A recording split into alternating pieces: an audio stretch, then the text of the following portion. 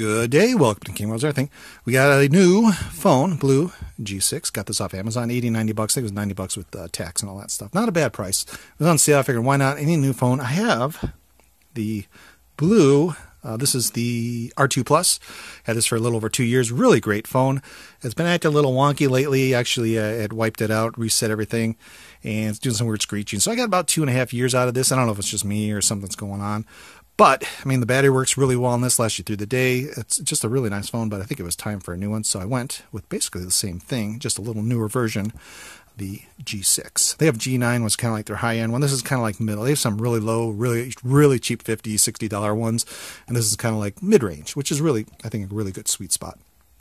I also have the Samsung A20 that I use, and I really like this phone. It's a really nice phone, but it's probably, let's see, 20, 30, 40, about $40 more. And I wanted to go fairly inexpensive. So we got the G6, and this one came in leather.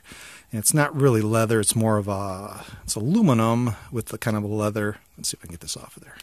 Put the little bumper protector on it. You can see it's got the fake stitching. It's basically aluminum and made to look. It's got a nice texture to it. It's supposed to look like leather. It's not leather. It might be, but I doubt it. And of course, fingerprint sensor. And I'll show you the specs. It's got fairly decent specs. 5.7-inch HD plus widescreen display. That's pretty cool. 720 to 4040. So not too bad resolution. Powerful octa-core 1.6 gigahertz processor. 64 gig internal memory. So that's 3 gig of RAM and 13 megapixel camera on the back, on the front, or the back, and then 8 megapixel selfie camera. Cameras are so-so. Fingerprint sensor. You can use SD card. 2800 milliamp battery. So-so. Android 9 Pie. And that's one of the things I like about this. In the past, in a lot of the BLU phones, whatever Android came on it, that's what it's always going to be. They'll never upgrade it. They may put out a couple patches, but like the R2 Plus here, it was Android 7, and I think they pushed out maybe one or two over 2 years. Security updates very sparsely.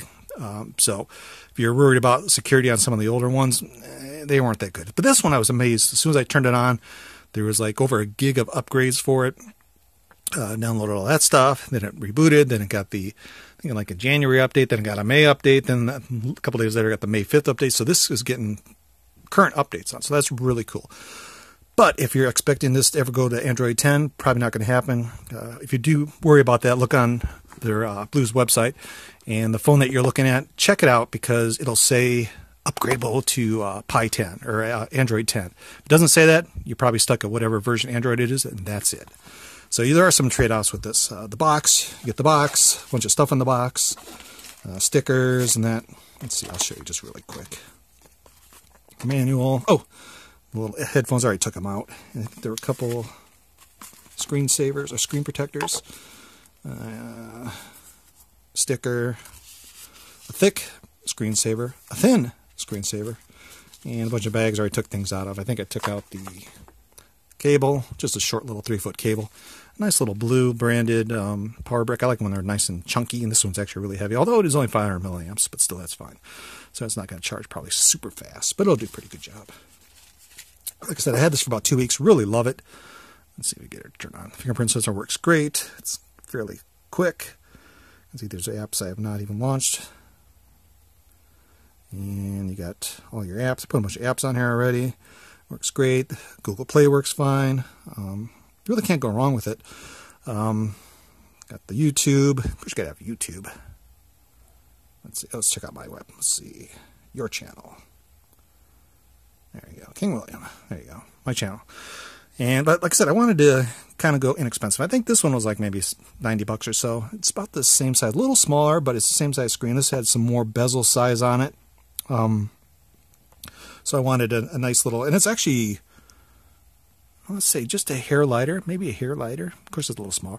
So this one had more bezels. I also did put the glass on here to protect it, which this one came with a little screen protector already on it. I do have the Samsung A20 that I use all the time too. And this one I like. It's actually, you can see you get a little bit more screen size. You get a little more, it's got a little bezel here, a little bezel here. This one also has the, the more modern screens, has a little, you can put the time and the battery up here, and it's got a little cutout for the camera. Where this one does not have that. I think the G9 does, but the G6, there are some, like I said, there are a few little trade-offs. But you got to think, if you're going for an iPhone, you're looking at an $800 phone, $80 phone. So you can get 10 of these for one iPhone. So you can get a new phone every 3 months and still come out probably with a few bucks in your pocket at the end of 2 or 3 years. Depends on how long your contract is for your phone. So if you got an $800 phone for 2 years, that'd be $22 a month. 3 years, $33 a month. So you're paying a lot of money for an iPhone. Or if you just go straight out and spend the $800 and buy it. And the other thing I don't want to spend a ton of money on these, because if I do break it, I don't have to go, oh, well, shoot, there goes $800 down the drain. $80 phone I break, am I sad? Sure. Am I disappointed? A little bit. But I can go buy another phone, no problem. And like I said, it's a really nice little phone. Somewhat fast. Got good memory. Actually, I put the SD card in here too because I had it from the R2 Plus. So that worked out fine. It's pretty easy. Pop off the back, slide in your SIM card, and you're going. Really easy setup. Really like it a lot. BLU has done a really good job in the past. I know they're just cheap Chinese phones that they put their name on, but still, for the price, you really can't go wrong. I have known people that have bought some of the really inexpensive, like the $50 ones, the $60 ones, $40 ones. Been disappointed because they really cut some corners on those. They'll put like the cheapest battery, low res, nothing fancy. And you probably don't want to get something like that unless you just want a phone that you're going to take on traveling, and if it gets destroyed, you throw it out, at the end.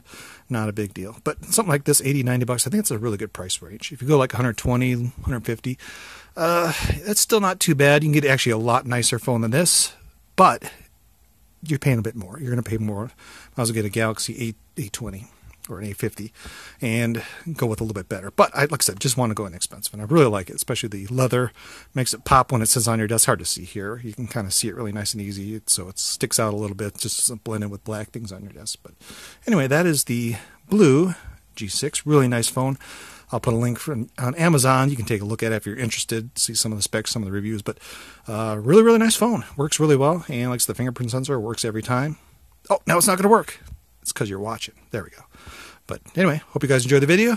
That you guys have a great day.